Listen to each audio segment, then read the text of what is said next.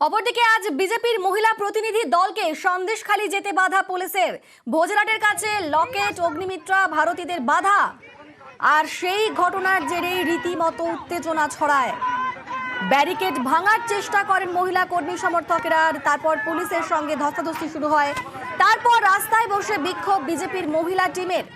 এবং তার সঙ্গে লকেট চট্টোপাধ্যায় এবং ভারতী ঘোষ, ফাল্গুনী পাত্র সহ বিজেপির মহিলা প্রতিনিধি দলকে সন্দেশখালী যেতে বাধা পুলিশের। ভোজরাটের কাছে লকেট, অগ্নিমিত্রা পলদের বাধা দেওয়া হয়। আর সেই ঘটনার জেরেই রীতিমতো উত্তেজনা ছড়ায়।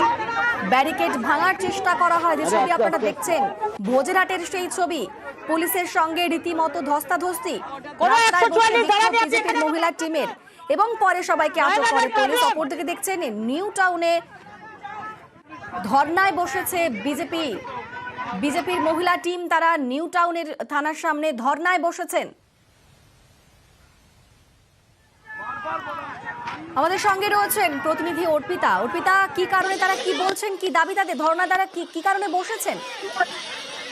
দেখো, এই মুহূর্তে এই নিউ টাউন থানার সামনে এখনো অব্দি কিন্তু এখানে বিক্ষোভ চলছে, কারণ বিজেপির যারা প্রতিনিধি দল তারা এখানে এখনো অব্দি আটক অবস্থায় রয়েছেন, অর্থাৎ অগ্নিমিত্রা পল, তার সঙ্গে ভারতী ঘোষ, এবং তার সঙ্গে এখানে সকাল থেকে আমরা দেখেছি যে একাধিক জন এখানে কিন্তু তাদেরকে আটক করা হয়েছে, কারণ তারা সন্দেশখালীর উদ্দেশ্যে তারা রওনা দিয়েছিলেন।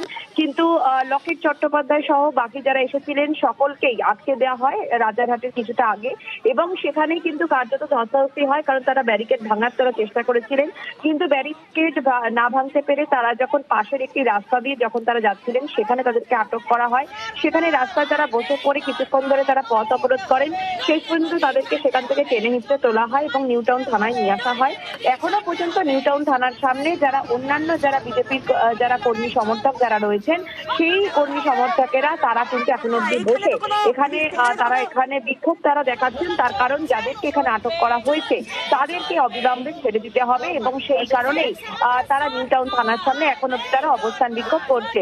এখন অব্দি থানায় রয়েছেন এই লকেট চট্টোপাধ্যায় এবং ভারতী ঘোষ, এবং তারই সঙ্গে কিন্তু অগ্নিমিত্রা পল সহ অন্যান্য ফাল্গুনী পাত্র সহ অন্যান্য বিজেপির কর্মী সমর্থকরা সন্দেশখালীতে তারা যে আজকে যেতে পারলেন না, এবং সেক্ষেত্রে পুলিশের যুক্তি ছিল যে এখনো কোথাও 144 রয়েছে এবং আইন শৃঙ্খলার অবনতি হতে পারে, সেই কারণে তাদেরকে যেতে দেওয়া হচ্ছে না।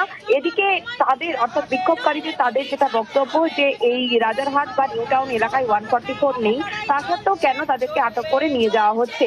এই দুই নিয়েই কিন্তু দুপক্ষের মধ্যে বচসা হয়, এবং শেষ পর্যন্ত কার্যত ধস্তাধস্তি, রাস্তা থেকে টেনে হিঁচড়ে তাদেরকে তুলে এনে নিউ টাউন থানায় তাদেরকে এখন অব্দি আটক করে রাখা হয়েছে। এবং নিউ টাউন থানার সামনে এই মুহূর্তে যে ছবি দেখতে পাচ্ছ, যেখানে বিজেপির কর্মী সমর্থকরা অর্থাৎ মহিলা কর্মী সমর্থকরা তারা কিন্তু রয়েছেন এবং তারা স্লোগান দিচ্ছেন। বেশ, ধন্যবাদ অর্পিতা।